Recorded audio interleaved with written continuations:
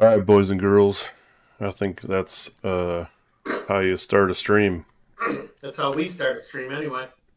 Yeah, it only took about mm, 25 minutes for me to figure out how to press the go live button. But we're back. It's been a minute. We have a little bit of catching up to do. And then we'll talk about what we're here to talk about. So, once again, welcome to another episode of the Old Man Gaming Hour. Or so. And I think what do we got to catch up on real quick? I guess because it's probably been we didn't do a show since we got back from NashCon and did the review thing from that. I think, right? Right, yep. I don't know, I don't think we've done a whole lot. We've had an RRT and a GT last weekend. I don't know if the audio is coming through crazy on my end. Try disconnecting and reconnecting. Okay. Your mic sounds crazy. It's kind of far from my face. Let me move closer. No. It's not that. It's all fucked up sounding. All right. Well, be right back. I don't know if you guys heard that shit or not, but that shit was crazy.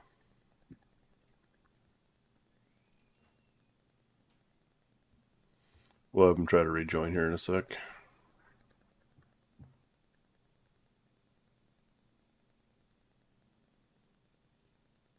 The audio, it looked good.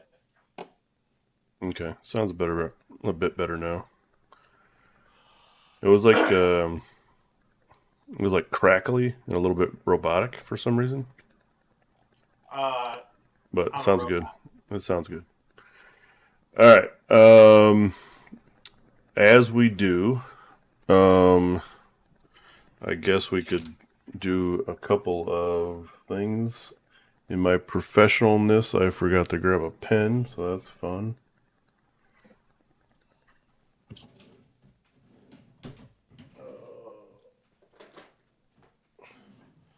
I remember my first time. Yeah, I don't remember mine. I'm an old man. Badoomch. I'm older than you. No, in age, sure. Nope. All right. Well, you know what? We'll go ahead. I know we had done some work to get ready for Michigan GT. Yep. So let's kick it off with a little bit of work desk updates. So getting ready for Michigan GT, all I really did was paint a couple of monsters, a Vango Lord and a whatever that Radigar the Beast. Couple of skeletons go with it, but that was all I did.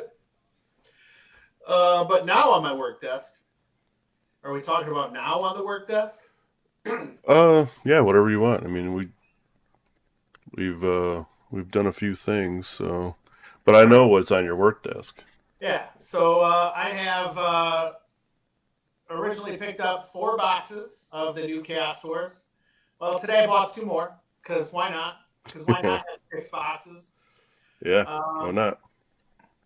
That way I can do 3 mid-size units of swords if I want, 2 max-size swords of or squads of spears, and then I can do just a ton of rockets and bombards and the automaton or whatever the bowl thing, and we'll see what I can do. I shouldn't need any more infantry, and I shouldn't need any more of the rest of those boxes. So That's true.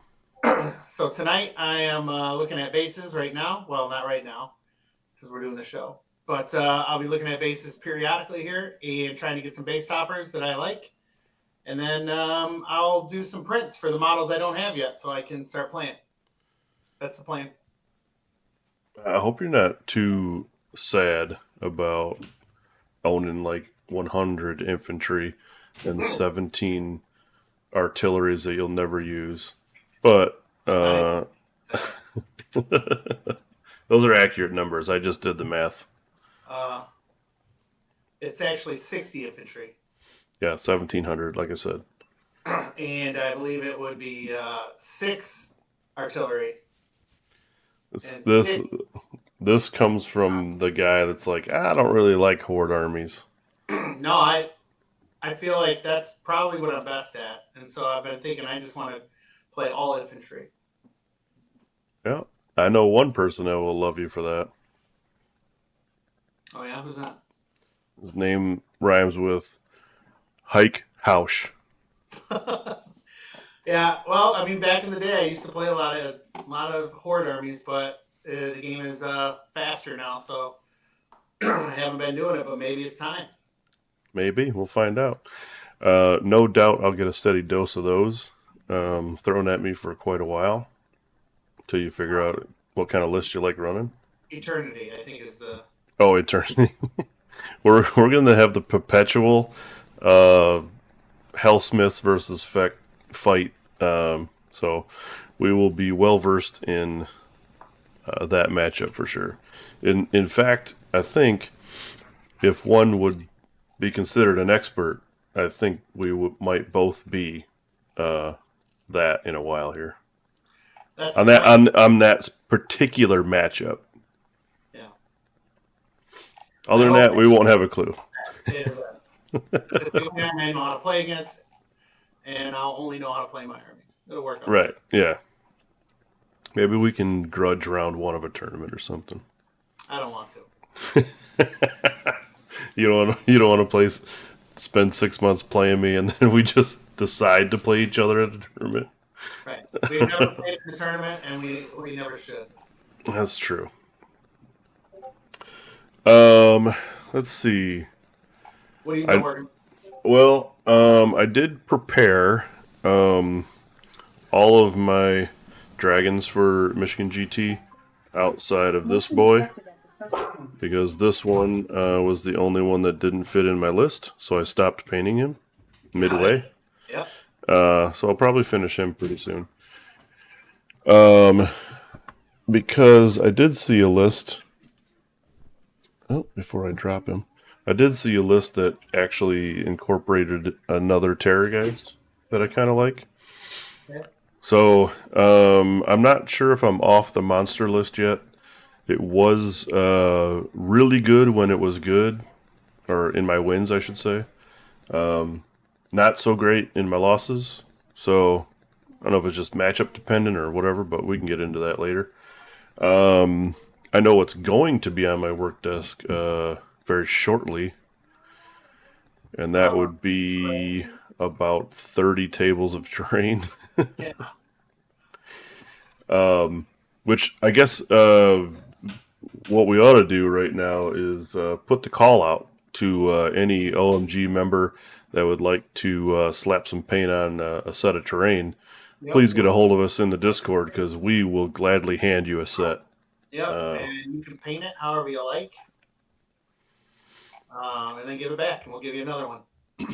Yeah.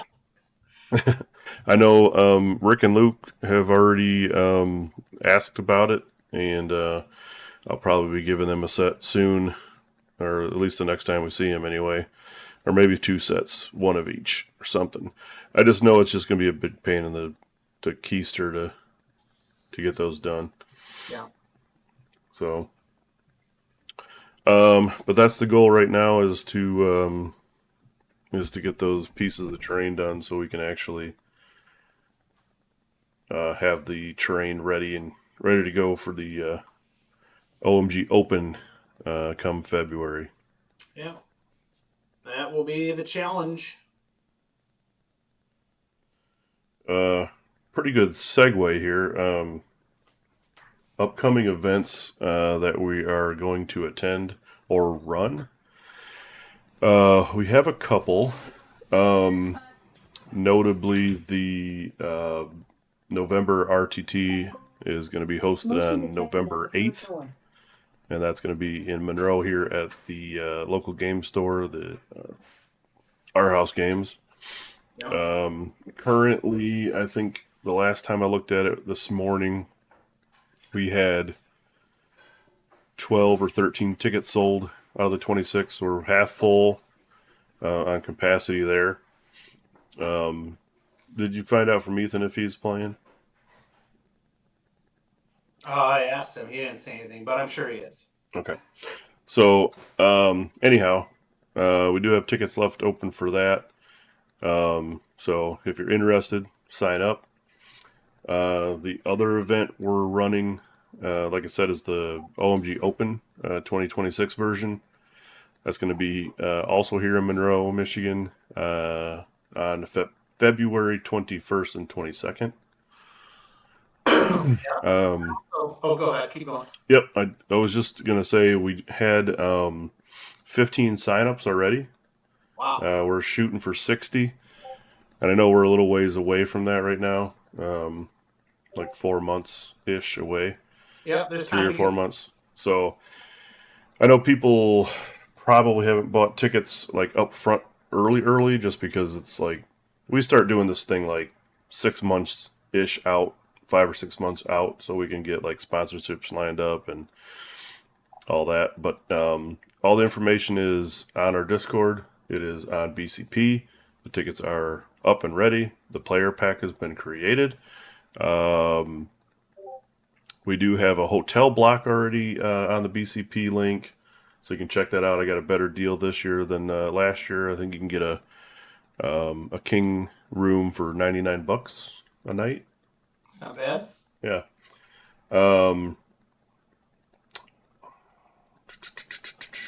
Yeah, other than that, I don't think... If anybody also... I should say this, I guess. If anybody wants to bring a table, because I think there was a couple guys that reached out to me and said if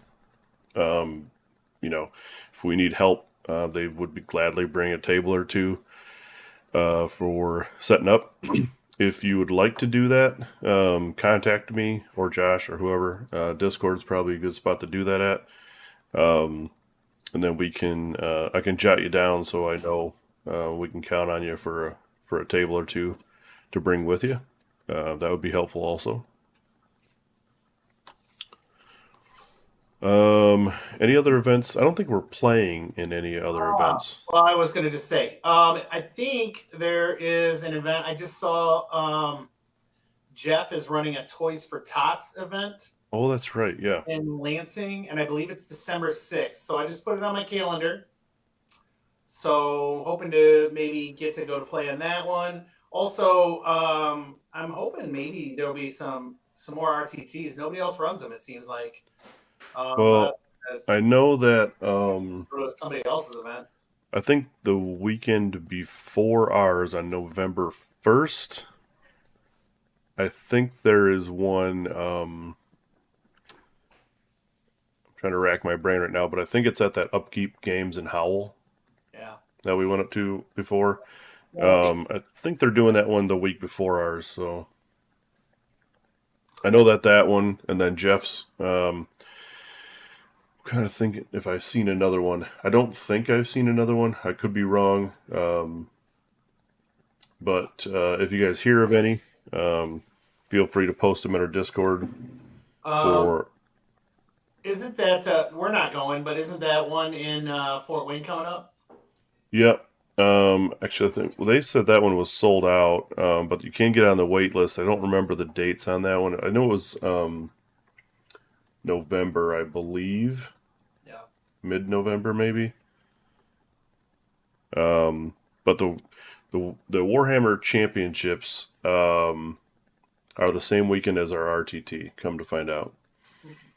Well, so yeah, I know Mike and Jack are going down there because they got golden tickets.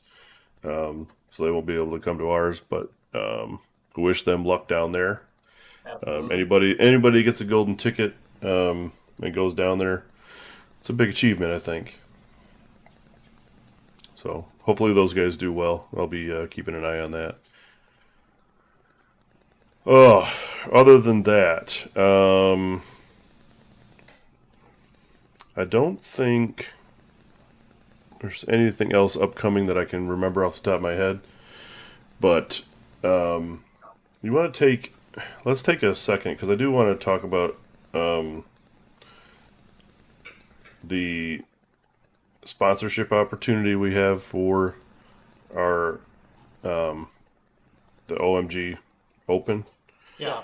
So we already have quite a few sponsors now. These sponsors, most of the sponsors that I've reached out to, um, are donating things that they produce, which is all fine and good. We do have some model kits already in the bins for prizes. We have discount coupons from some websites. We I'm about have, to donate Chaos Dwarf Army oh, book. yeah. Out of those 6 boxes, Josh has 19 Army books and cards to donate.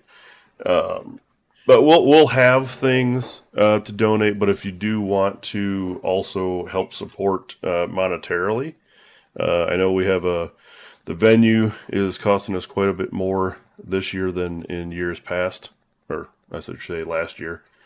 Yeah. But if you are interested and you have the opportunity to, reach out to us. I can send you our sponsorship packet, and we can get you signed up as a sponsor. We do advertise you at the GT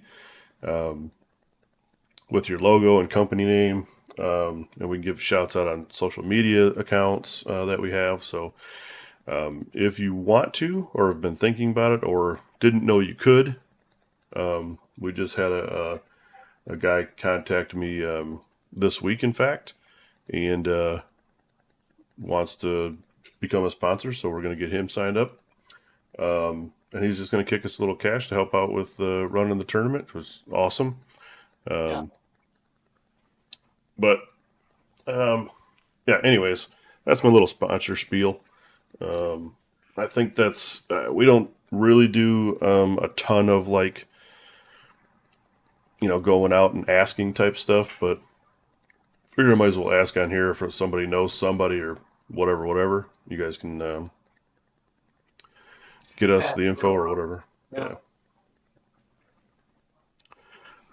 Yeah. Um. All right. So you want to just jump into our experience at Yeah. the old Michigan GT? We're talking Michigan GT. All right. So, Oh wait, um, or unless you want to do a little news. well, Um, let's do a little bit of news because I know this is just like some bookkeeping stuff.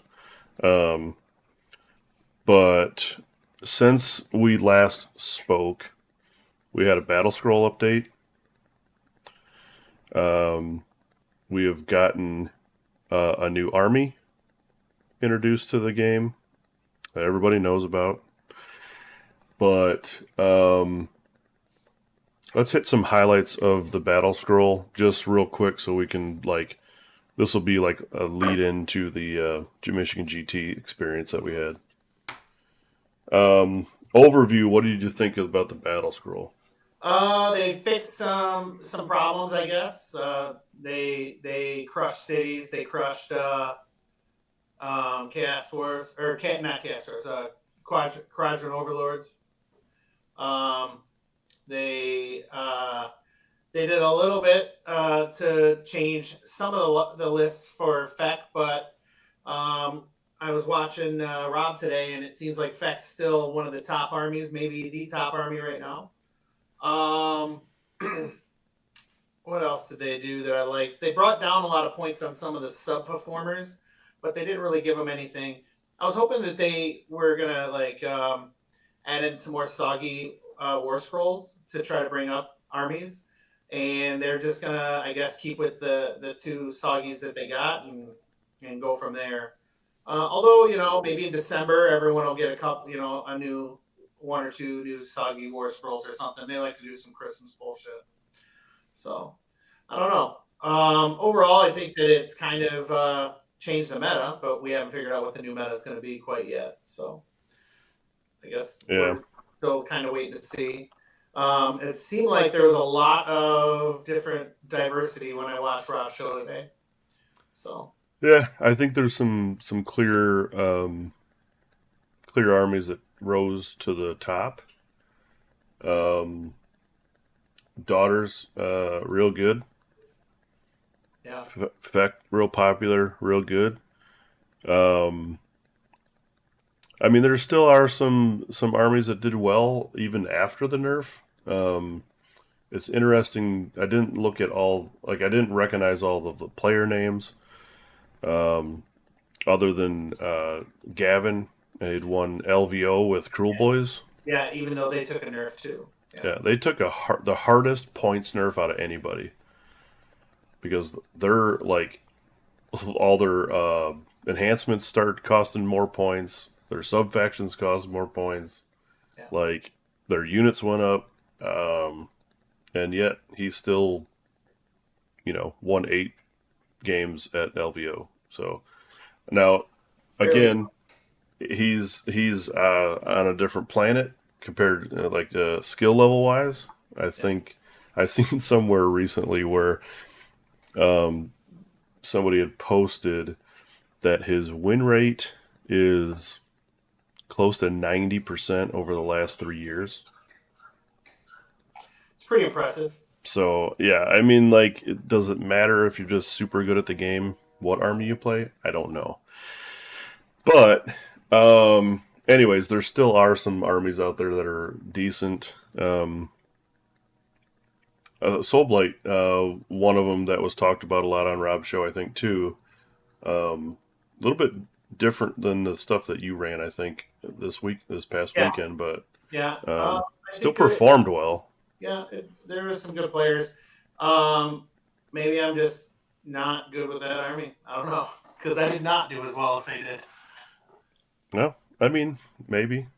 You also have like one of those weird issues where it's like we're not getting a lot of practice in either beforehand. Yeah, right now I haven't been doing a lot Yeah. of practicing. Usually I play probably the most out of anybody on our team, and right now I'm working more and practicing less. So Yeah. I think I just need to bite the bullet and start playing in TTS. You Which know, I do have a surprise for you on TTS. Maybe after stream, we can hop on there for a minute. okay.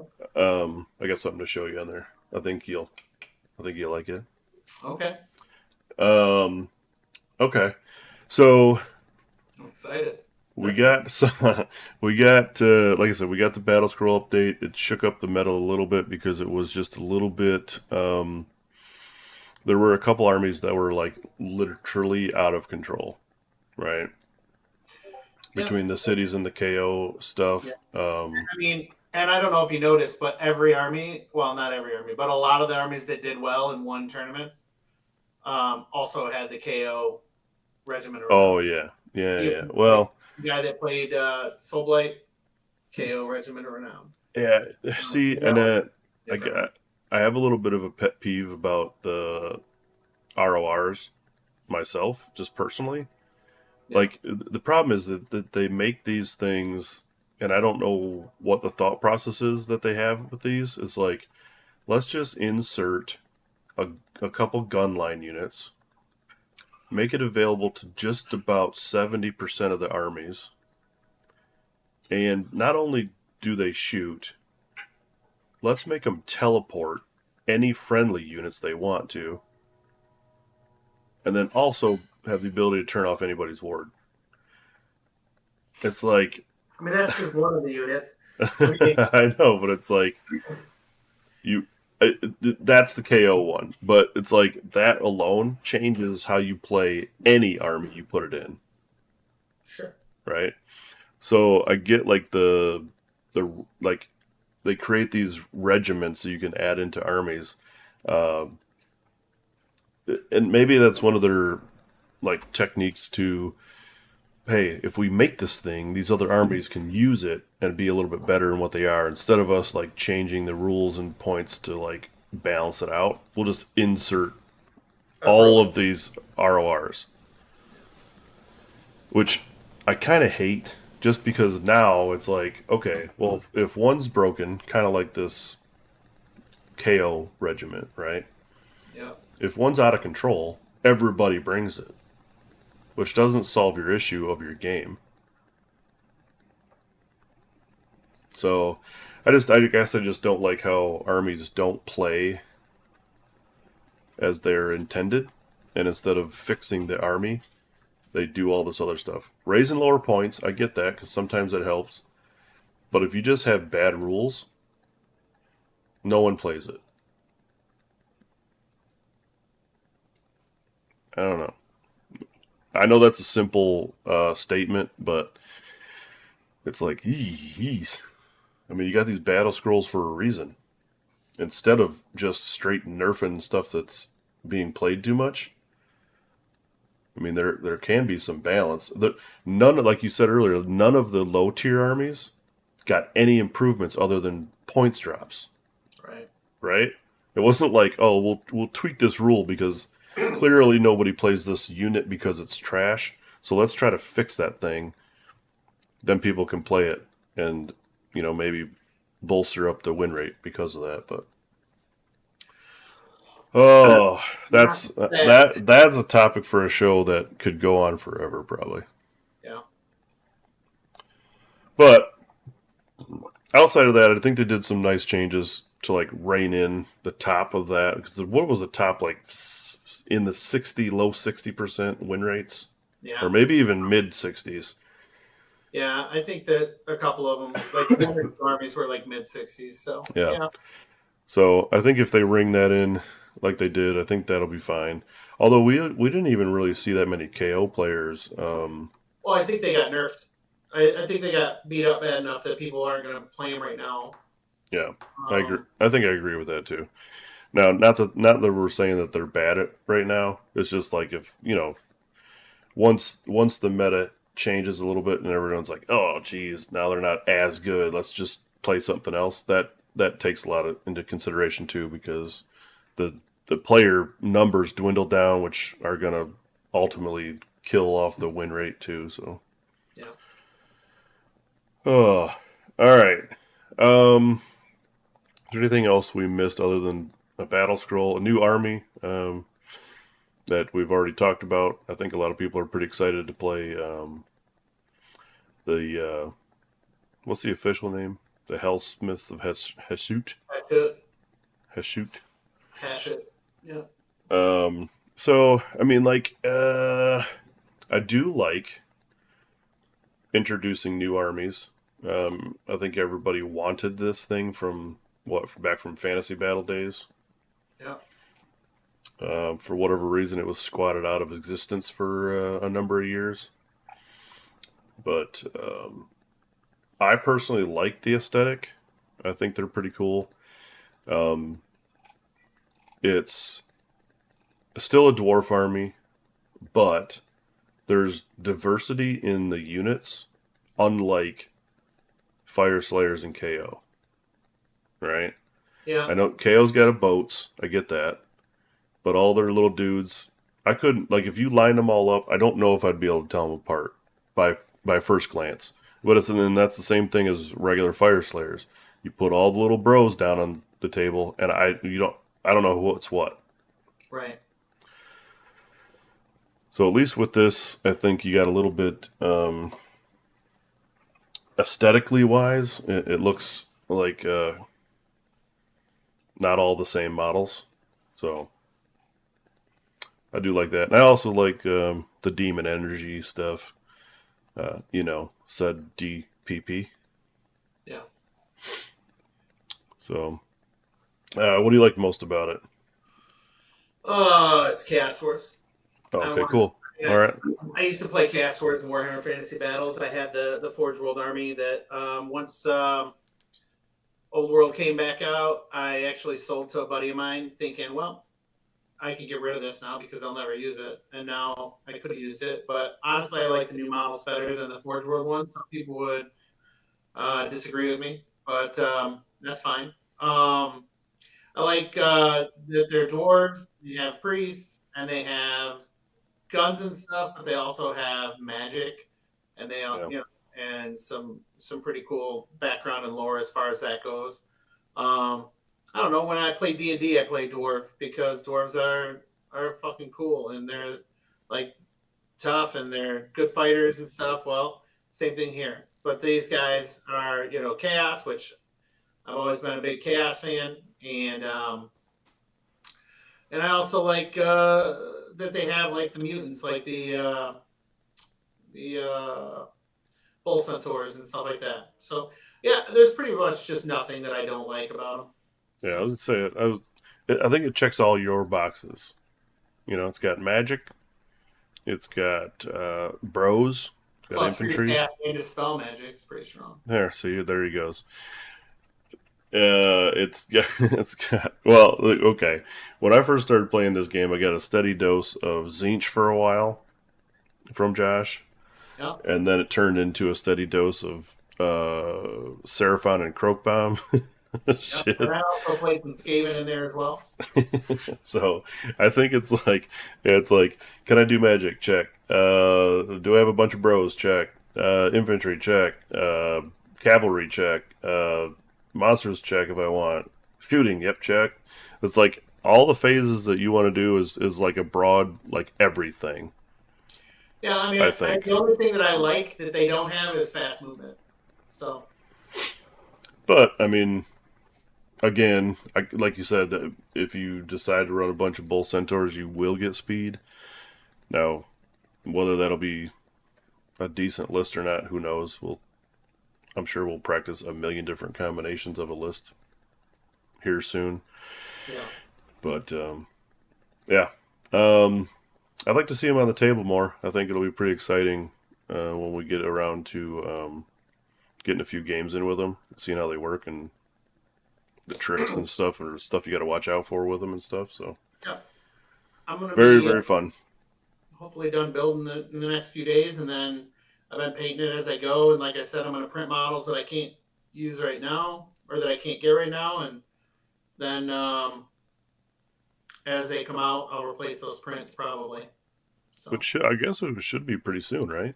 If we're already in November, we're not in November; it's or I still mean, what? October. Yeah, I meant like when we get in. What I meant to say was I think November will be when they release some more, probably. Well, I hope so. Maybe even before that, actually, if they want them played soon. I don't know. It was what last time we got a army box with a book. Was it like 6 or 8 weeks after that release that they were legal? Something like that. Yeah, I don't know the last one, but I know that Chaos, oh shit, for some reason took a real long time to come out. So I'm not sure what that was about. Like they put out the original Chaos Warrior box with all that stuff and the special book, and then it just took forever. Yeah, they're never gonna tell us they have supply chain issues or right. Right. So we're just in the dark until it comes out, but hopefully sooner than later, because I think a lot of people are itching to actually get the models on the table, from what I can tell. All right, let's get into main topic stuff Okay. because we got to go over, I think, quite a bit because we've had at the Michigan GT, we have played 8 games of Warhammer each. Yeah, there's a lot.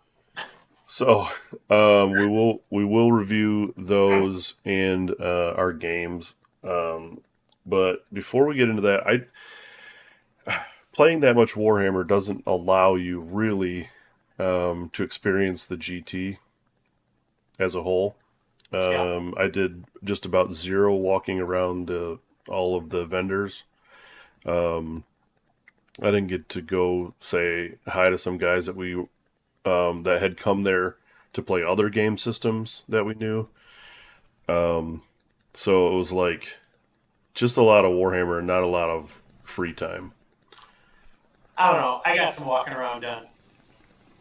Um, I think that they did a nice job of making it into one big hall with everything in the same hall. Like the 40K was smaller this year than I think it has been other years, but it was in the same hall as us. All the vendors were in that same hall, which was cool. I did walk around the vendors. I wasn't super impressed with the different vendors, like just who was there. There was a lot of art stuff, and there was a costume guy. There was GW sales, but there was nothing. It's not like Adepticon. You don't go there to go look at new games and stuff like that. So I did pick up some models from a couple people, just little things here and there. But I want to just say that I won 3 prizes in the raffle. So I was pretty psyched about that. I got Well, yeah.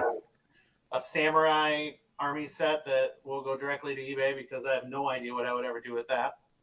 I got a 3x3 lava mat, which is going to be fucking cool if we play a game that's 3x3. I'm sure I do have one down here somewhere. And then I got the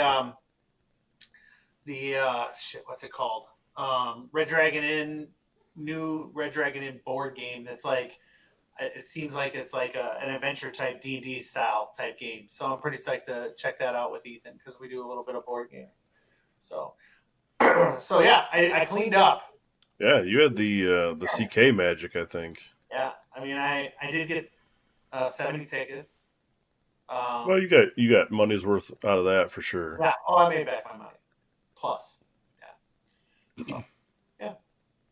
Yeah, I wish I was able to look around at the vendors, but I think I think we had the same kind of thoughts that you just had about the vendors, even at Adepticon. It was like, yeah, they're there. There wasn't a whole lot of real diversity.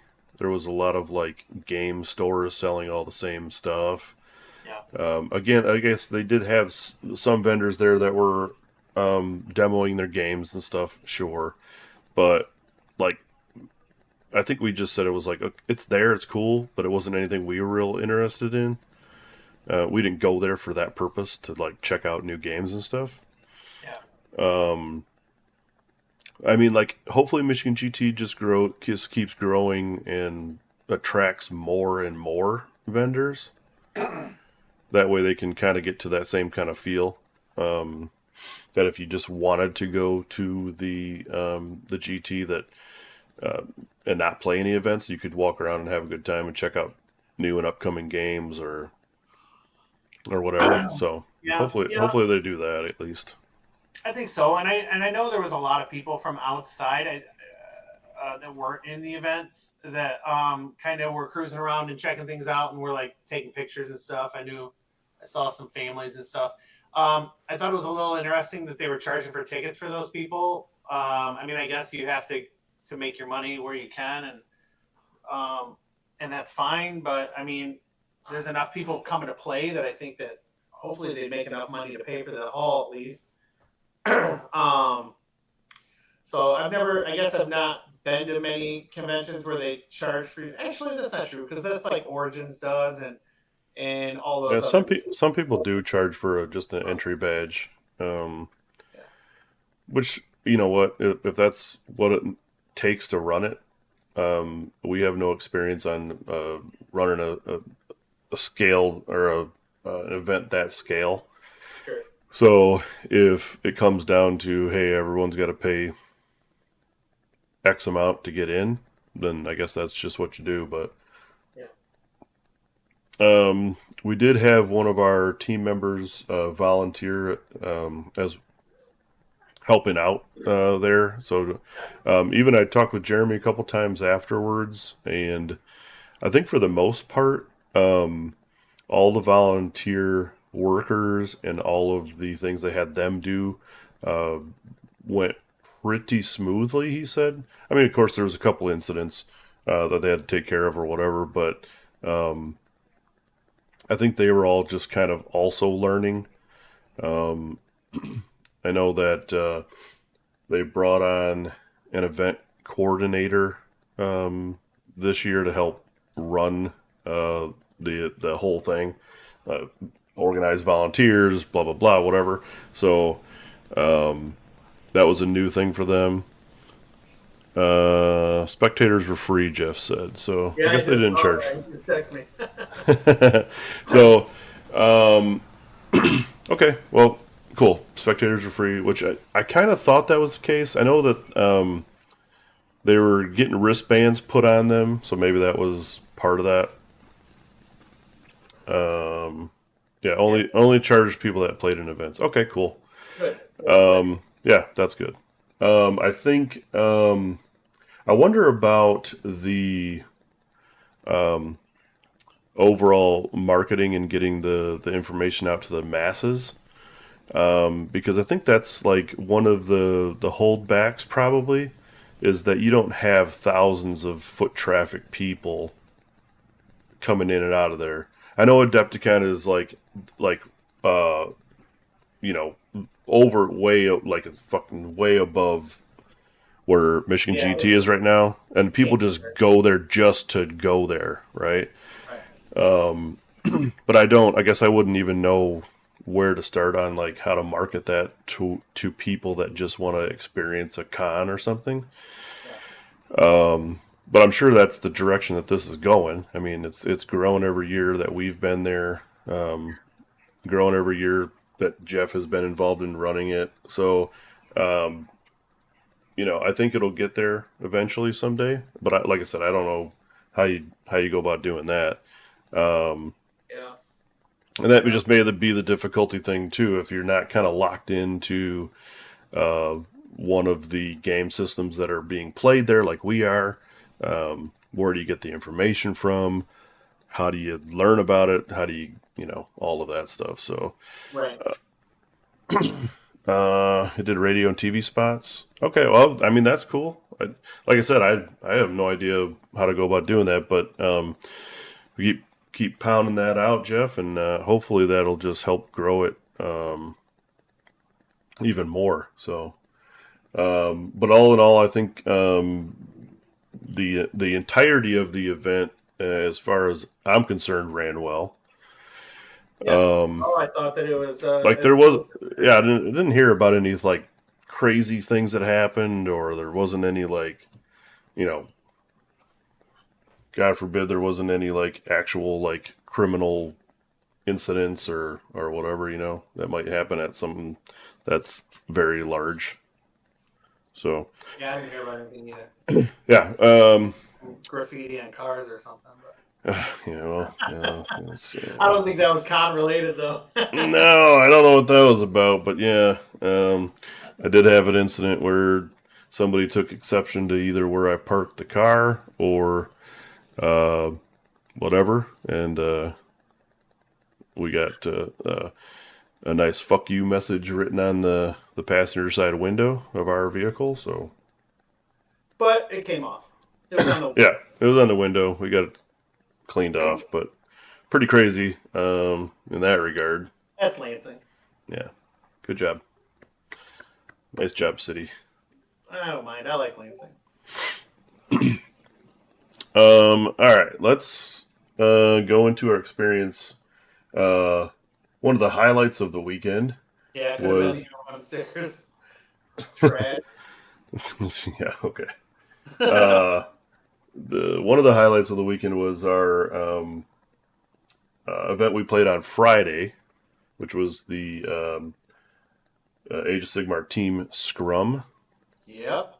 My first team event all time. Yeah. Josh hates team events, and he didn't want to play it last year with me. So I played with Luke last year, won best death.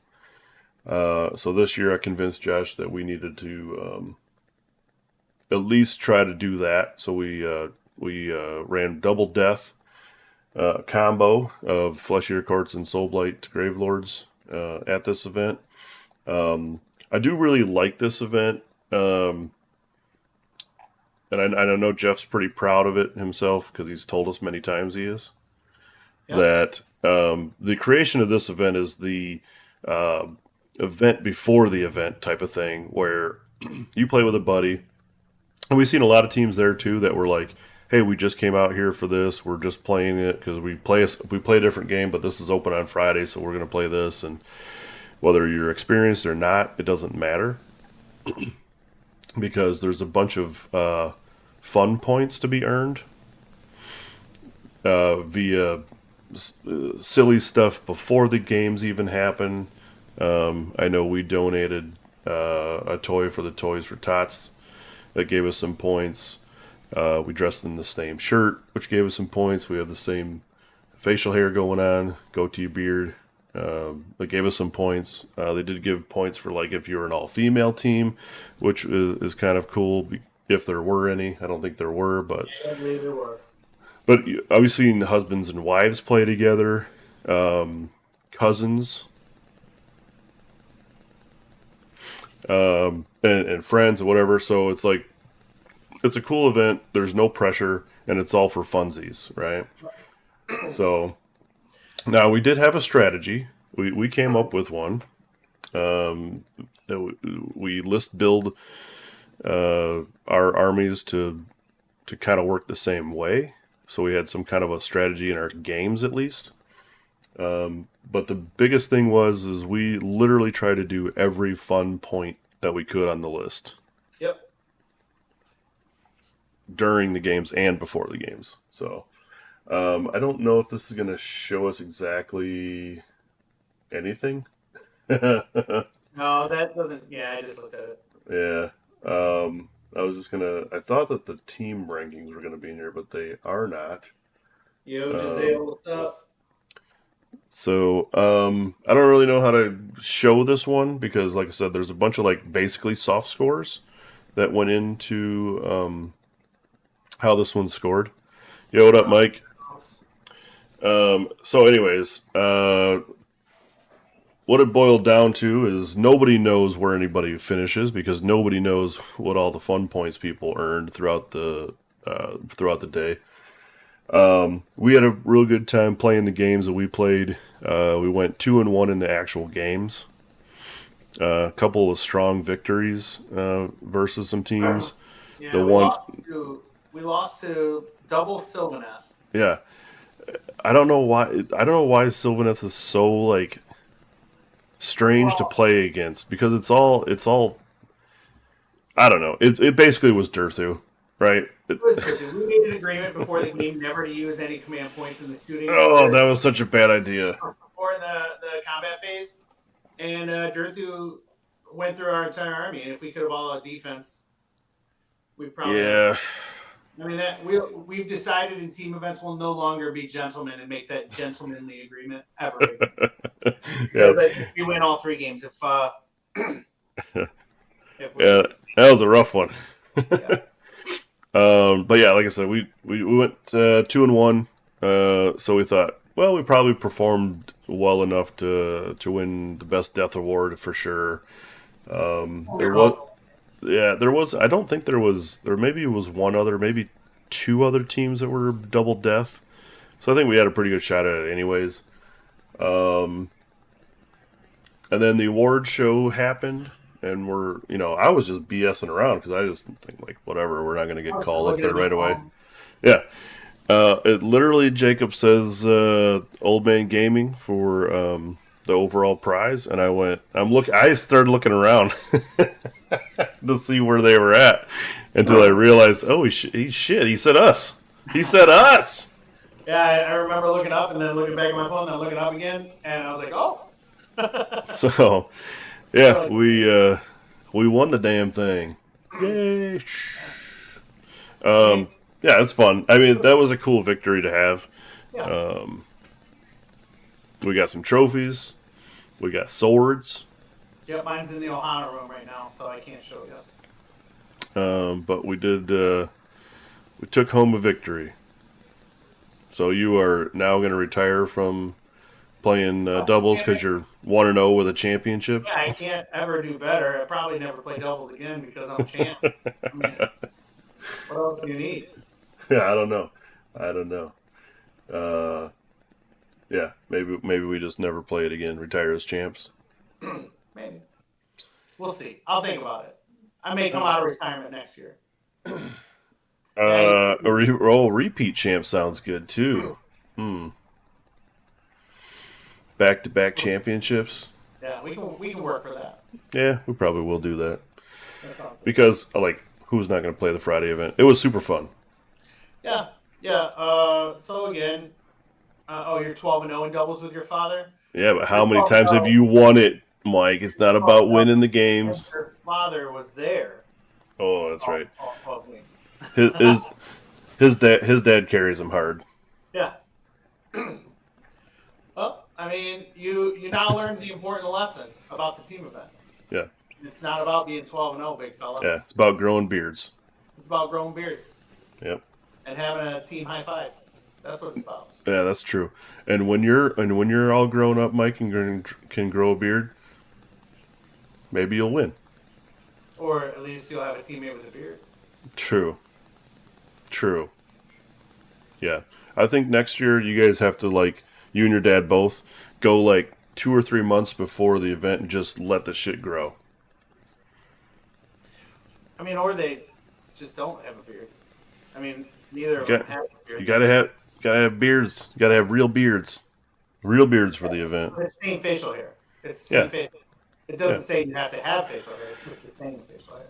But beards look cooler. Well, I mean that's true. Yeah. I mean, I've heard somebody say that it's the push up bra for men. So Mm. That's a decent analogy. yeah, because you can be butt ass ugly, but if you grow a beard, then all of a sudden you're pretty. Yeah. That's true. I wouldn't know. I've always been pretty, top to bottom, Oh boy. beard without, doesn't really matter.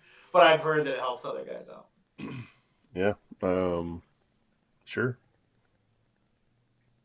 Sure does. So, anyways, I what did you agree. bring in your list for doubles? I can't remember. Oh, I think I can actually look at this. Oh, I Yeah, I can. have mine pulled up. I'm waiting. Here, I'll just go over mine real quick since you're not prepared. Oh, geez. Now you want me to go So, back? Hold on. You got to do stuff for the stream, bro. Okay. I I got to mean, I see have it. it pulled up on. There's only two Yeah, units. It's you not. you got it pulled up, but the stream don't see it till I pull it up. You know how Yeah, that works? you don't need to look at it. Yeah, it's right there. Go ahead. Explain it. That's yours. Go ahead. No, it's yours. But Oh, go ahead. well, you're behind on my side screen here. All right, so yeah, so I ran Knights of the Crimson Keep, the Army of Renown for Soul Blight. My spell lore was obviously Knights of the Crimson Keep spell lore, and I brought the Knights of the Crimson Keep manifestation lore. I brought Prince Vordrai, and then one reinforced unit of Blood Knights. I think I was 1910 as far as 1910 points points. go. In hindsight, I didn't double charge one time. I don't think I charged in my opponent's phase one time. So I probably would have been better served playing Back in Old Blood because I did miss a lot of casts. Well, to be fair, in true Josh fashion, the night before he said, I don't know. I think I'm going to change and run this Army of Renown. We had a plan, and he was going to run the Bacchanal of Blood. I think the same list, yeah. Yeah, And then add 10 skeletons. right, and then he's like, you know what? We should just always be charging. So I'm going to switch it. Charging. I was always charging, but yeah, you charge once in every game. always didn't double charge. Yeah. Yeah, it might have been better to just spend a CP on that to do it. Yeah. Then again, I think once we got stuck in, it was like, I guess we don't need to do it. I think in our minds, right? Right. So, but you would have got double damage, I guess. Yeah, I mean, On the charge, well, but it would have been whatever. It didn't matter. Yeah, I mean, 1,000 points is not much, especially when you have stuff that's like close to 500 points in a unit. But it played well. I think the strategy was pin something with your knights. Get your list. Yep. And then my list was called Hugs for Everyone. Because the idea behind my list was I was going to run and still charge with everything, ish. So I ran Flesh Eater Courts in the Royal Menagerie with a 2-drop, with my normal prayer lore and spell lore, and then my effect manifestations. The tooled out zombie Ghoul King on Zombie Dragon had the monstrous trait to let everyone else have +1 attacks, or all the monsters around him. He took less damage per phase with the Stronger of Madness, and he was made a priest with the artifact. And then I ran 2 Royal Terrorgeist, because who doesn't like crit mortal monsters? And then the the Abhorrent Archregent sat in my chair to protect them from any shooting that we might have ran across from his delusion, which turns out wasn't a lot. In fact, almost nothing. Yeah, we didn't see a lot of shooting. Even the Sylvaneth game, like they shot, but they didn't shoot a lot. Yeah, I think they were just using their little shooters for like screens and movement shenanigans, because they brought the guys that shoot and then move a d6, right? Yeah. So it wasn't anything to be fearful of. So I mean, it's whatever. But I thought I might need him, so he made the list. But yeah, anyways, we realistically we just shoved in the knights to pin stuff back, because they're wound dents on a 3-up save. Yep. I run in charge with 3 monsters, and hopefully we just devour whatever's in front of us and move on. Which, like I said, it mostly worked until we got to fight a monster killing Durthu, and it didn't go over well. Yeah, it was poor. But that's okay. But anyways, that's how that went. I don't think there's a bunch of recap of the games. The first game, real quick, we played a couple of buddies that came in from Grand Rapids that don't play a whole lot of AoS. So we were able to like outplay them, but still have a fun game. The second game was the Sylvaneth game, right? Which Yep. we've already touched on. And then our third game, who did we play against the third game? You remember? Yeah, we played against that couple from Oh yeah, yep. Portland. The South Bend guys, Brian and Jess. Yeah. That was interesting. That was an interesting game, I think, because we had to make the great people. They're very, very kind and all that. But we had a failure in strategy initially, and we had to hard pivot. We had to get the fuck away from those trolls, because those don't die apparently. They ran Gloomspite with just trolls, and they ran giants. And we said, okay, well, let's just avoid the giants, fight the trolls. And then we got into the trolls and thought, shit, we need to get away from these trolls and fight these giants. Yeah, And so that's what we did. that was a weird experience, because it was like, oh, and they were literally 3 minimum units of rock gut trolls and Trug. That was it, and we couldn't kill them. And we went, oh, this is not good. I think that they had They had 1 6 and 2 3s. No, they had 2 6s and 1 3. Oh, it was that? I thought it was 3 min units. Maybe I'm thinking about it. 2 6s, 1 3, Trug, and a little goblin fella, I think, to cast spells, because he cast. Oh yeah. They did have the like a thing. cave shaman or something. Yeah. Yeah. Yeah, that was a fun game. When we pivoted in that game, it became clear that the giants could not withstand fighting 4 monsters at a time. Weird. In fact, they couldn't even survive against 2 monsters at the same time. We overcommitted and popped off one of the giants, which killed the ward to the other one. And then the next turn we took off the other giant, and it was all over but the crying, I think, at that point. I think Brian literally was like, turned to his wife and was like, peace out, have a good great game. And he walked away after his 2 giants were dead. which was I'll pretty. catch It you was pretty later. funny. Yeah, he was like, "Have fun. I don't have any more models left." So, but yeah, that was a fun game. Overall, real fun event on the Friday to try to get like a little bit of like knock the rust off kind of thing before he played Saturday Sunday. So, all right, Saturday we started. What do we want to do here? We want to do roster, I think. I don't know, placings. Want to go over kind of like how Rob does real quick on where people finished, and then we can talk about our games. Okay. Um, our good buddy, a couple of our good buddies, in fact, a lot of our good buddies were at this event. But the event was ultimately had two 5-0s. Gabe with the Skaven was 5-0. Congratulations, Gabe. Well Congrats, deserved. Dave. Yep. Excellent. And also, Mr. Michael Rausch went 5-0 with his Fire Slayers. Round of Very applause for those two guys. We love those dudes. We will go. Let's go over the 5-0 list because I think I got a little bit of insight with Gabe's list because I actually played Gabe and he beat me. okay.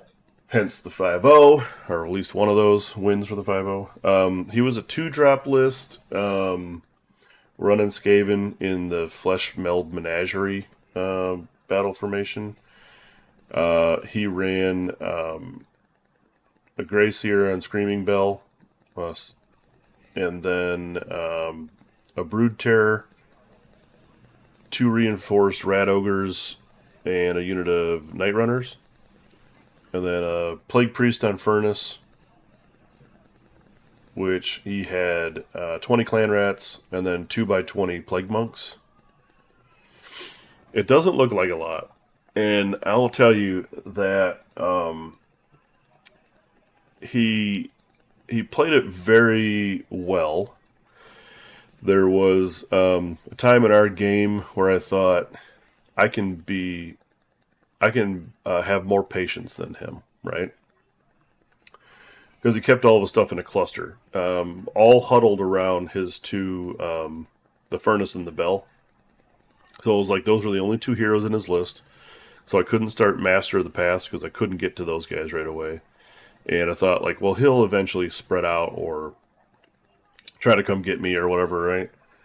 And I had another one of those games where for 2 straight turns, I almost didn't move, trying to bait him to come across the board a bit. Because I knew I could just, like, run in charge with my dragons and stuff, whatever. But, yeah, anyways, that's part of a game recap, I guess. But Gabe played his army very well. I think he was surprised at some of the stuff I did in our game, but ultimately he got me. But I'm glad to see him do real well. I love that dude. He does a lot of cool conversions with his army. He's got a cool display board. He puts a lot of time and effort into the hobby, and couldn't have been couldn't the 5-0 couldn't have happened to a nicer guy. Yeah. I don't think. I mean, So, it didn't happen to him. He put in the work. well, I mean, like, yeah, it's well deserved, and we love him. So the other list was Mike Roush's list that went 5-0. Cool. Looks like trash to me. I'm just Checks kidding. out. Turns out Fire Slayer's Magma Droths are real good. Let's see. He had the scales of Volcatrix is his battle formation. He ran a Runefather on Magmadroth as his general, a Soggy Rune Sun on Magmadroth, a Rune Smiter on Magmadroth, a Rune Master, a Rune Son on foot, a reinforced Berserkers with broad axes, and then a reinforced Berserkers with pole axes. Oh, and look at that. The Skyport Profiteers ROR. Weird, just like we just Yeah, said. weird, weird that it's in a lot of I mean, if armies. your army can't win on its own, Yeah, play that's with what I'm saying. Yep. play with garbage. That's fine. Yeah, it's cool to go 5-0 with a broken ROR. Yeah, I mean, it is what it is. Fortunately, I didn't get to play Mike. I was hoping to uh, like battle him round 4 or round 5 because I honestly believed that my effect dragons were like crazy amount of output that I probably shouldn't have lost until I got to like one of the final tables. It didn't work out that great, thanks to Gabe, but it is what it is. I mean, well, I did. Well, whatever. That's game recap. Congratulations to those two guys. A couple of our buddies going 5-0 at tournaments is really cool. If we want to just touch on the 4-1s, I guess there was a few. We won't go through all the lists, but Yeah, give some Jack props. Jack Callwood with his Daughters of Cain, Jake LeClure with Daughters of Cain, Mike Van Epps with Iron Jaws, Jeffrey Strubler with OBR, Mr. Michael Caldwell with Idneth Deepkin, Mitch Jones, one of the OMG crew, also Jack too. Mitch went 4-1 with a Seraphon. His Andrew, his first GT. oh yeah, Awesome. first ever GT. We had to Wasn't even gonna try. come. Yeah, we did a lot of convincing, and I think we got him to come like the day before. Yeah, To lock in. the night before, I was talking to him while we were at the restaurant. I was texting him and I was like, "Dude, just come, Yeah, just come. just Jeff come. said you're in. Like he could play." And came and pulled a 4-1. Yeah, very Real, cool. real good player. Yep. Andrew Lack, another Fletcher Courts player, 4-1. Neil Adelman, part of the Burning River Boys, some of the rivals we have from that state down south. 4-1 with the Slaves of Darkness. Paul Hinderman, also an Ohioan, Columbus based, 4-1 with a Soul Blight. And then Sean Clark, former Captain America, 4-1 with a Skaven. And then there's Luke. Yeah, 3-2 Luke. Yeah, 3-2 Reaper. But yeah, I mean, like the field of players was there was still a decent amount of competitiveness there. For some reason, we thought between LVO happened on the same weekend, and then one of our other buddies getting married, and some of the guys going to the wedding, that maybe the field would be a little bit diluted a bit. But turns out not so much. Full crowd, all the usual faces at the top. All right, we're gonna start out with your performance because bottoms go first, I guess. All right, well, I ended up. Where did I end up? Looks like 60th place. Yep. Yeah. Yeah. So How many players did they have? 64. Oh, okay. I mean, now technically, part of that is the way Jeff does scoring.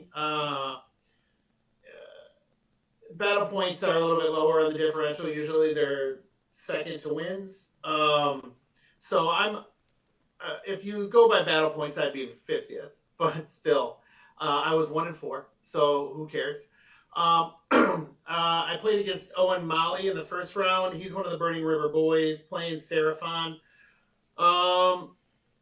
He got his Agrodons into me, and I wasn't able to clear him as fast as I was game 2, and so he pinned me back and just whittled me down. I did go first and chose to stay back a little bit. At which point he was able to get into my Radagast and kill him on turn one, as well as my no my uh, Prince Vordrai. So I lost both those models on turn one. I did battle back, but he ended up he handled me. And kudos to him. I think he ended 3-2. So good job to Owen. Then I played Rick. Rick Edinger is a member of our team. It's Luke Edinger's brother. He also plays Seraphon. He's more of a hobby guy, just likes to come out and play. I mean, he wants to do well. But he's a super good opponent. Opposite of what happened in my first round, I ended up getting deep into his side and got into. I took off his Agrodons early, and then I took off. Actually, I don't know if he had Agrodons. He did have the two-handed weapon dudes. Shoot, what are they called? The Craxigors. Craxigors, yep. So I got in and I took off his Soggy Carnifex and his Craxigors, or Carnosaur, not Carnifex. And took those 2 units off pretty early, 1 and 2, I think. And then the thing about Rick is once he loses some units that are important to him, he kind of gets on a little down. But we still had a really close game. We ended up battling it out, and he ended up beating me, or I ended up beating him only by 4 points. So, I mean, I think he learned an important lesson. I hope that if you lose an important unit, it's not game over. You know, you got to keep playing because you still got a good shot. Yeah, just got to keep going. Never quit, never say die, Cobra Kai or something like that. So my third round opponent was Andrew Locke, who ended up 4-1 in the event. Oh, sorry, Rick. I ended up 2-3, I believe. So even ended up ahead of me. So that was good for him. Andrew Locke came down. He had the key guy that flies, that drops in and teleports 2 units with him. He dropped in. He went first. Dropped in that guy with a unit of 3 knights and a unit of 6 horrors. And he was playing Feck. Yep. And so came in and proceeded to kill my knights to the man. And I was like, darn, I lost my knights. And then I used everything in my army to annihilate all 3 of those units. And so I think I kind of surprised him because knights are, in my list, were more of a pinning piece and less of a hammer. So I took all that out and then proceeded to start taking out, surgically remove parts of his army. I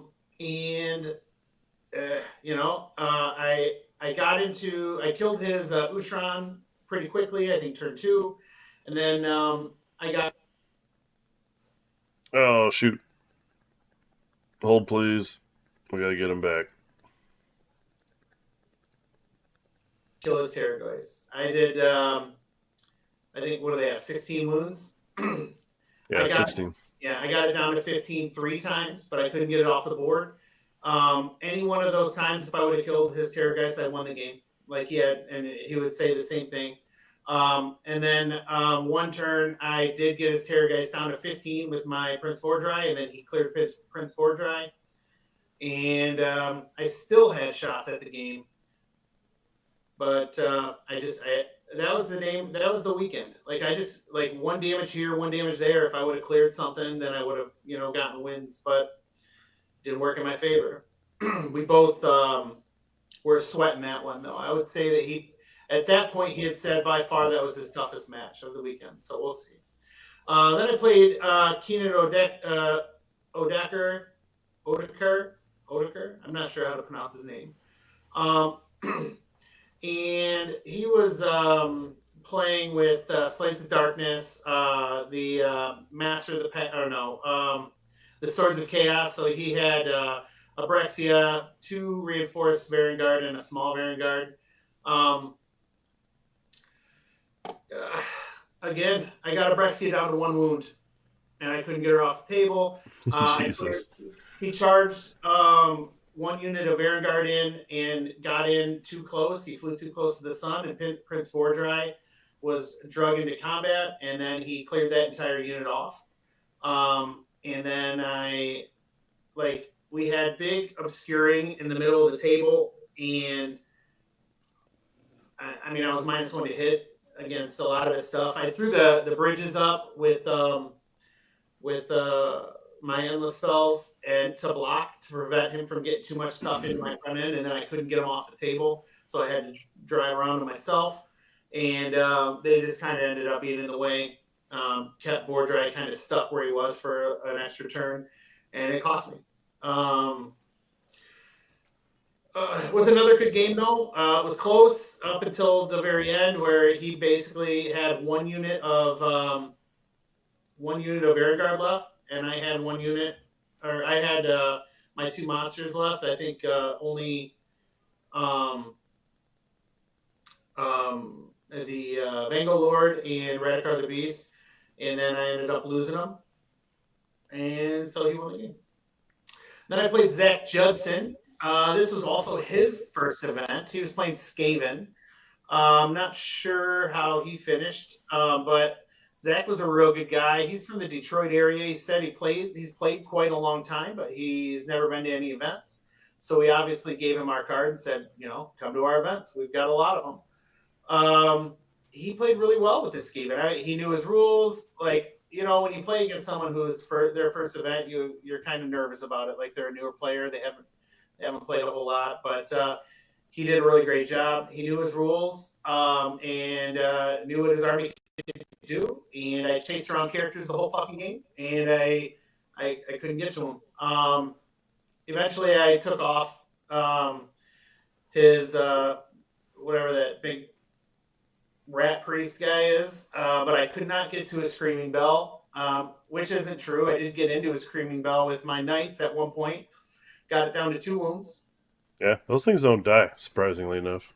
2 wounds, and then it healed back up. And then I got it down to, I think, 5 wounds once. Healed back up. And, honestly, I changed my list after our RTT thinking that I just didn't have the firepower. Or no, after NashCon, because I had the All Strike Last guys in my list at NashCon. And I liked my list, but I thought, man, I just need more gas. And so I put in the 2 monsters to do more damage, and I still failed to kill things by 1 wound or 2 wounds or whatever multiple times.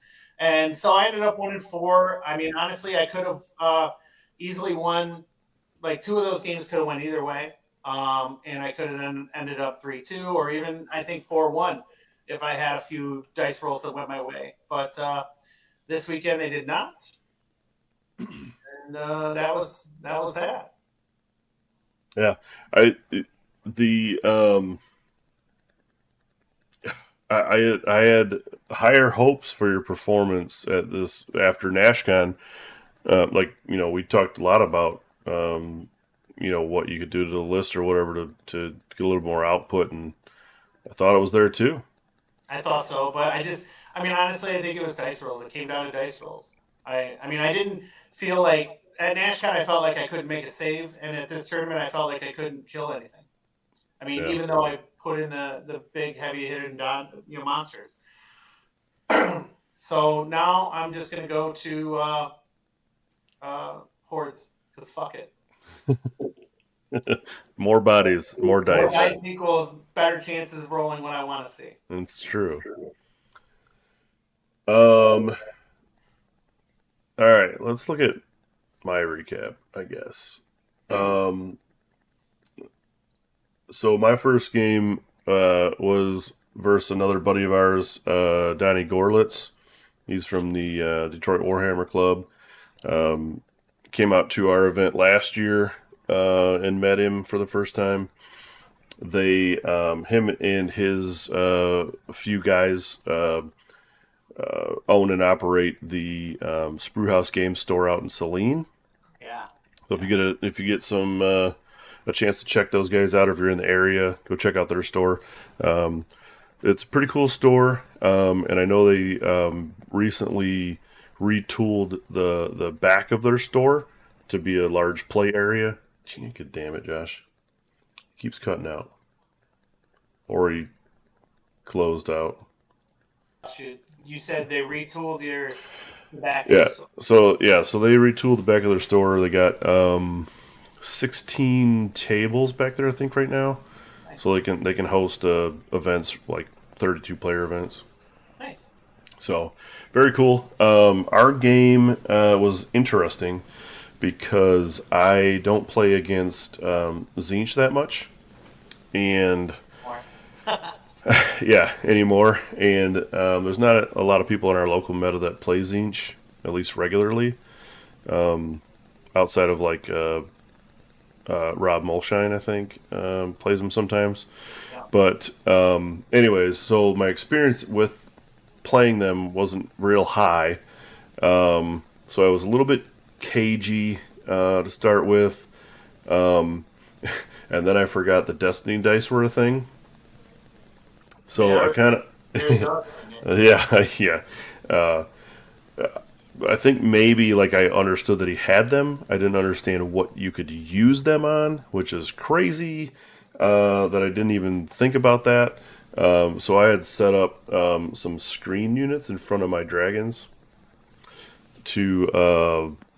Oh man, hey, what's up, Andrew? Happy Wednesday, this motherfucker.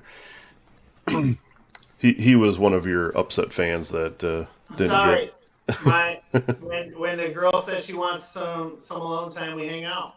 We watch the movie. get. So anyways, yeah. So I set up some screens to try to negate him being able to like charge into my screens and tag my monsters. Yeah. Turns out when you can just pick up 2 dice ago, I just charged 12 over the top of your screens, and I'm into your dragons anyway. That was real fucking crazy to me, and I was like, oh shit, this is bad. So basically, he took both of his acolytes on disc or whatever they are, Yeah. flew them completely over my screens, and both of his reinforced units of combat bros were in my dragons' faces. Seems strong. Yes, my butthole puckered a bit there, and it turned out he just didn't do enough damage Yeah. through whatever. And I clapped him back and killed those units of 6 down to, I think I got 1 down to 1 and 1 down to 2 models left. And then it was my turn. So I was able to take off those punchy units. The stuff he had left was mainly shooting, and even though they put that burning on your units, Yeah. after they shoot you or whatever, it was only D3, so like literally wasn't gonna like just straight kill my things. Right. I think he did pop one. Oh no, he didn't pop one with burning. I had the one dragon he had down to 15 wounds suffered out of 16. Yeah. But he had burning on him. He rolled the burning roll at the end of the turn. He rolled a 1 for the mortal wounds, and I said, well, I just roll 6s. 6. Warded that off. It died the next turn anyway, because, shit happens. But that was pretty fun to do that. I did flub up a couple rolls during our game later on afterwards, because I was getting the Terrorgeist profile and the Zombie Dragon profile mixed up. But I did remove some of the successful hits out of the roll. I thought that was the fairest way to do it. I didn't want to re-roll it all and get like a bunch of crit mortals or something, whatever. Right. But the first game, kind of dealing with having all the dragons on the table, I apologize to him. I don't think it affected anything really in the actual game, but I did kind of feel bad about not having those memorized completely.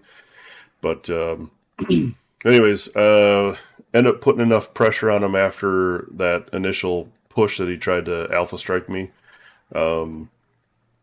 and got that game to 62-42 victory. Round 2, Played John Castle, another buddy of ours that comes to our events. He was playing Slaves of Darkness with a shit ton of the Ogroid Theridons, I think is what they're called, the Yeah, bowl dudes. yeah. Minotaur. Yeah, and that was a little intimidating because he had told me prior to the event that they do a bunch of damage, and I'm like, okay, cool, but they're slow, right? So I didn't want to just have him like kind of like walk across the map and just murder me. So I shifted a little bit. He left a hero way off to the side on an objective with a little teeny like mortal, whoever like little mortal dudes are, to screen that off. So I teleported a zombie dragon over there and ran my Morbegs up and took care of those units. Bang bang, killed a hero for Master of the Paths. So I started my scoring early enough on that map. Right. And then the biggest play of the game was he finally brought down two reinforced units of Theridons like through the middle of the map in between two pieces of terrain. And I thought, oh boy, here he comes, right? If I don't do something crazy and do enough damage to these guys, he's gonna wallop me back and take a dragon or two off the table. So, in the master dice roller fashion in which I play, I rolled a 9-inch charge that gave me strike first on a dragon, and then I proceeded to roll a 10 or an 11 with the other dragon to give me strike first. I rolled my other two dragons into combat with charges because I have the two strike firsts. So I had 4 dragons in on his 2 units, with 3 of them fighting before he could do anything. Eliminated one of the units of 6, and I think I got the other one down to maybe 2 models left. Okay. So there went all of his punching power out of his list. Yeah. And the rest of it was just kind of clean up a little bit. He still did do some things that were to his advantage. I mean, he scored 54 points, so he wasn't just, he didn't just give up. But even he said, like, afterwards, it was like, man, that one turn was just so brutal that he had a hard time afterwards. But turns out if you bang 9-inch charges that give you strike first, turns out to be real well. I think you also said your army needs to be nerfed. No, well, he did say that in the heat of the moment. He did message me afterwards on Discord to be like, hey, look, I wasn't trying to be like mopey or anything about it. It's just like when I banged all that off on his one turn and he lost the 2 big units that did all the work for him. Yeah.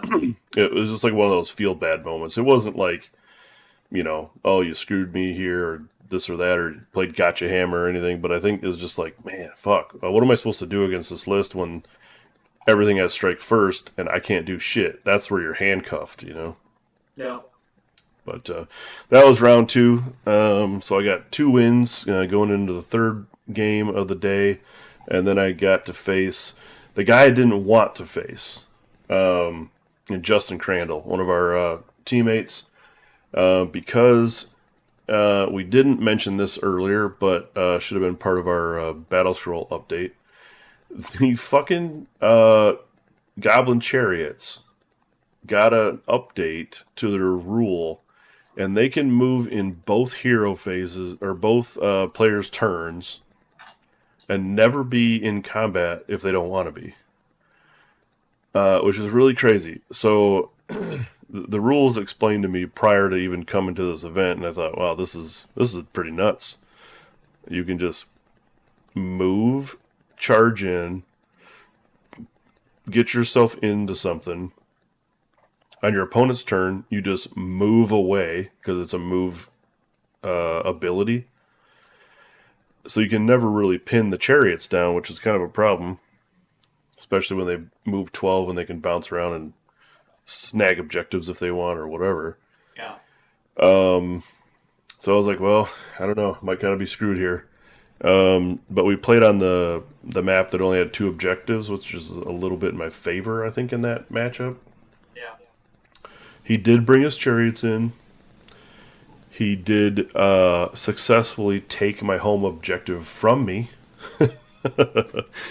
because I was positioned. It was a long table deployment, and I wanted to be far enough away from him where he couldn't just like auto get into me with like a bunch of his squig herd and the cavalry and the chariots. And so I did play the kind of scared game at first, which allowed him to take my home objective.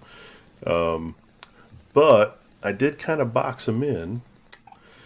So he got his chariots in, and then during my movement phase, I was trying to come up with ways that how can I deal with this thing if he's just going to run these guys out of here. So the play was teleport my zombie dragon to the opposite side of the board where he came from. D6 move him in to pin him between my zombie dragon, my other dragons, like this. Yeah. And then his units were behind him. So he didn't really have anywhere to go, but back up into his units. Right. Which let me charge him with all my stuff. Okay. So I did that. I did also bang another 10-inch charge to give me strike first on a dragon. Killed off the chariots. After that, he did pound me once with a squig herd, which was crazy. Those things do a shit ton of damage still. Yeah. They're bad. Yeah, they're not fun to play with. So he reminded me of their power. I then decided I'm never going to deal with those guys, so I removed both of those units. And then he had some dogs left and some bounders that he really didn't get the bounders into me for whatever reason. And then through the course of the game, I brought back a unit of my screens, the Crypt Guard, and put them behind, right next to his shrine. And for 2 turns, I chipped away at the shrine until it was dead. So he couldn't bring back units.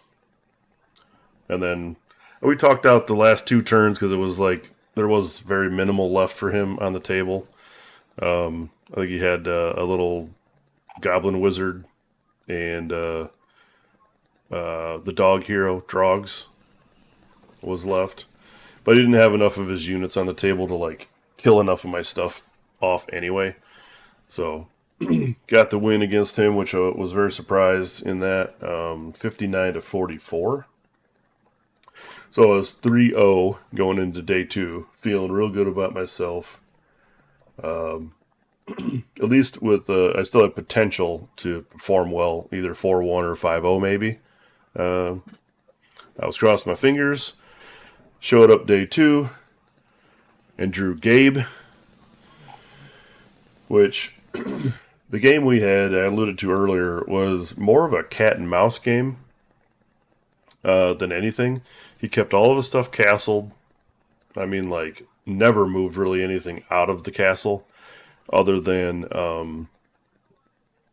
doing the 3 claw steps ahead with his screening units to try to, like, bait me or whatever, you know? And he told me that. He was like, afterwards, he's like, I tried to bait you out. Move this stuff a little closer so you could charge it and kill it. You know, then he would, like, smash me back with his rat ogres, right? And I knew that was the play. So I was patient. I held off. I didn't move. Turn 1. Turn 2, he came in with his Night Runners because I had 3 Morbegs sitting off on the side objective. He got into them, scored the objective, whatever, didn't kill him. I then rallied or whatever I did there, or maybe I didn't even do that. He ran away, I think. So I chased him down with Morbegs, killed those guys, took the objective back. That was basically the first 2 turns, all of just that. He moved inches closer, each 2 turns. Turn 3, my turn 2, I shifted my dragons off to the side a little bit because he was just walking straight at me. Yeah. So turn 3, I won the double turn, or I won the roll, right? And I thought, oh man, I'm not really in position to hammer him on a double turn right now. Because I didn't really do much work in turn 2, other than kind of stay at distance. But I thought, if I don't go now, he's going to go. He's close enough to me now where he might be able to get his shit into me. And then I didn't want to be pinned back. So hindsight's 2020. Probably shouldn't have took the double, but I did. I was +2 to charge on my delusion. I needed to get 2 dragons kind of long bomb charged over his screening unit because I had space. I got one of them in with strike first. The other one did not make the 10 or 11 inch charge. 9 on dice I think I needed. With a reroll, didn't make them in. So, didn't do enough damage obviously with only one dragon. I got punched back and he killed one. And then after that, it was like, hey, I got to do some stuff to score some points because I wasn't standing on objectives. Yeah. I was playing too cute, wasn't aggressive enough. I should have, like, hindsight, like I said, is I should have just smashed into him as much as I could have. We should have brawled it out in the middle of the table because I think I do quite a bit of damage, even though he would have been able to maybe take a dragon or 2 off the table during all that. But I misplayed it. I played too cute. He got me 61-51 after a lengthy talk out of turn 5 to see what would happen in the important stuff. But ultimately, like, even talking out scenarios, there wasn't a way for me to score a 20-point turn in one of those turns at the end to even tie him. So took the loss there. Again, Gabe's great dude. Love that game that we played. It was very kind of like a chess match more than a just unga bunga, I punch you, you punch me type of thing, which I appreciate. And he won the tournament. So Oh yeah, lost to the guy that won. yeah. I ain't sad about that. And then so losing that game paired me into Mitch Jones.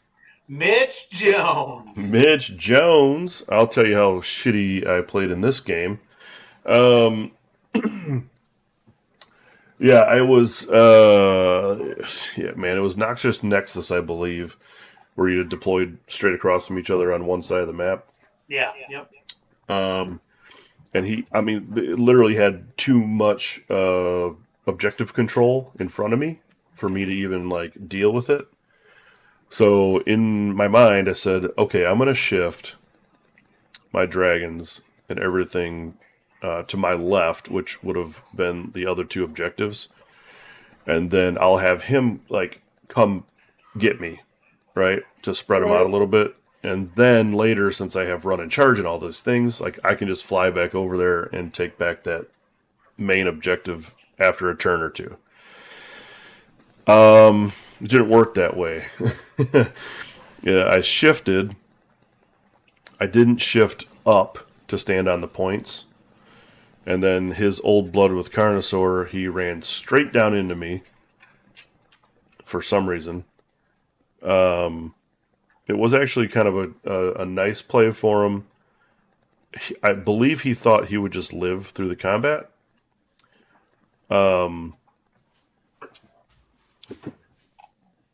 But also it just kind of pinned me back, right? Because I had to sit there off of objectives and fight. So he charged him in. I believe he killed a dragon when he charged in and fought the one he could fight. Irrelevant, because on my turn, I shot the Carnosaur with all of my dragons. Lifted him in shooting.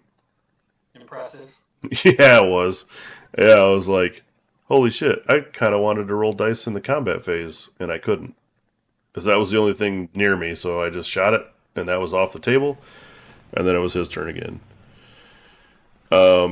He did take a double, I think from 2 to 3 on me, which actually was the best move he could make because I wasn't on objectives yet again. And with him doubling me, I think he brought down his Stegodon or whatever the big armored one is. He again charged that. Yeah, he charged that thing into me and pinned me back again in combat. You know, it's like a just this reoccurring like thing where it was like, here's a monster, deal with that. Here's another monster that's basically unkillable, deal with that. And then he brought his Agrodons down also. So it was a bunch of fighting, not on objectives, which was the worst thing ever for me because I wasn't even standing on the main one to begin with. I mean, I just did some stupid plays in that game. I killed a lot of his stuff. I ended up killing all the Agrodons, I think. His Carnosaur, his Sunclaw pack thing. But I think if I just would have stood over the top of that home objective that we should have fought over, I think the fights just would have been more in my favor. I think I just do a crap ton of damage, and in the 2 games I played on Sunday, I just played them too scared. Like That's why you more, play with just fragile dragons. well, it's like more of a fear of losing dragons than it was of me putting pressure on the opponent in day 2. Yeah. And that's really the takeaway I had was I misplayed those 2 games. So congratulations to Mitch though, he did go 4-1 in his first GT ever, and finished that game with he got me on a 49-22 victory. So if I would have stayed on objectives a little bit more, you know, it gives me another 10-ish points through the game, and then if I score a tactic more. I don't know. It would have been a lot closer had we just fought over objectives rather than being pinned back. But like I said, that was my fault. I misread the room. But congratulations to Mitch and also Gabe. The 2 guys I lost to, a 5-0 and a 4-1. Not too bad, I guess. Right. But yeah, that was our experience at the Michigan GT. Overall, I think a pleasant experience for both of us. I think we're probably going to be looking forward to going back next year with, probably new armies. Well, new army for me. Yeah, I mean, there'd have to be some serious nerfs and downside to playing Feck in the future for me to drum up the interest in actually painting a whole nother army to play. But who knows? It could happen. Well, I don't know. I paint armies like it's going out of style, so. That's true. That is true. So, before we kick you out, we probably should have said already. Make sure you click our like and subscribe. Click the bell. Follow us on all our socials if you haven't already. We're on Facebook. We're on Instagram. We're on TikTok. What else are we on? Are we on anything else? We're on Blue Sky. All of it. Twitter. So yeah, follow us on all our stuff. We have, like Jake said, our last RTT of the season is coming up in November, and then we will have the winners of season 1 will be announced at the very. I think we've talked about it. I think we're going to do the start of season 2, right? So. Yeah, I think so. It makes more sense because I originally thought we'd do it after we wrapped up the November one, but it takes too much time to do all the extra points because I usually do those the next day anyway. And there's no way I'm going to have people like sitting around waiting on me after the end of that day, and we got to clean up, and there's just too much of that. So And what we need to do is not tell anyone for the entirety until we get into that. Like, so it's a surprise for that tournament. For the winners from season one, we won't tell them until the actual day of season two. We can't announce it. That way, it's secret and a surprise. That'll be a lot of fun. yeah. Some people may already know. Actually, we already put our points. We put all the points on the website, don't we? So I guess we already ruined that. Well, I mean, like I don't have to update the last one for a while, maybe. Yeah, maybe. We'll talk about that. But yeah, I mean, hopefully you guys had fun this year, this season, or whatever we're doing. Again, we'll do another 5. I think we did this year. We're doing 5 RTTs. Yeah, 5, and then the GT. It's every other month. So appreciate the support that you guys have been showing the OMG guys. I mean, like we're running events, and because you come, we continue to run events. Yeah, I don't think that we would constantly try to put out a bunch of RTTs if people didn't show up. So, true story. Or if like attendance was like way down and we had like 8 or 10 people, I don't think it would be worth the effort for a handful of guys. But almost every single event that we run, there are some new guys that sign up. In fact, I was looking, and the guy that you played, Zach, in round 5, yeah, he signed up for the November RTT. So nice. he's going to come down and play.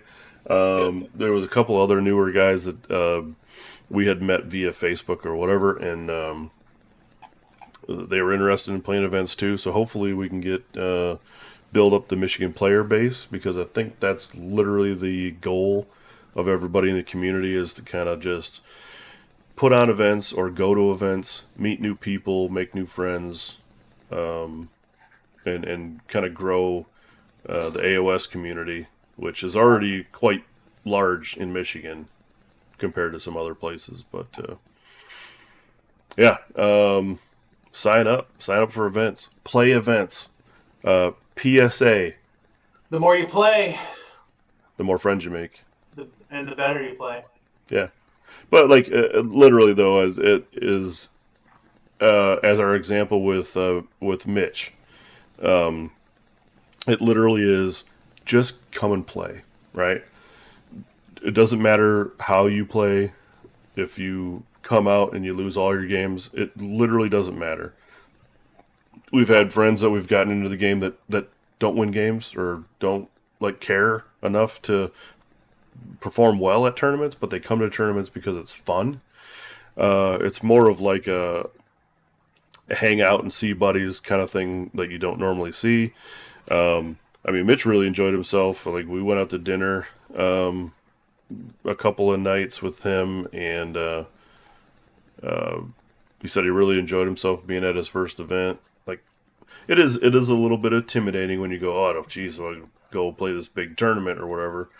But once you're up there, it's just a group of buddies hanging out. So, and if you can meet friends and make new friends, that's a bonus. So, yep. All right. I think we're gonna be getting out of here. But hopefully we'll be able to put on a few more shows, dependent on schedule, or maybe I can get co-host if you're busy too, because I know you're working a ton. I did think about that. I do want to start doing battle reports if we have the ability to do so on TTS or something. So maybe we can start getting a few of those in too. That sounds fun. But all right, guys. Practice with my new army, so yeah, boy. Don't forget, hang out afterwards. Yeah, no, I will. All right, we're out of here for now. We're almost at the 2-hour mark. We had a lot to talk about, a lot of games to go over. Hopefully that gets us caught up in putting out the content that we did miss, and I don't know what show we're gonna do next, but we do have an RTT coming up. Like I said, next at the beginning of next month. So I'm sure we'll do a show prior to that in some kind of capacity. Um, Right. but until then, see you.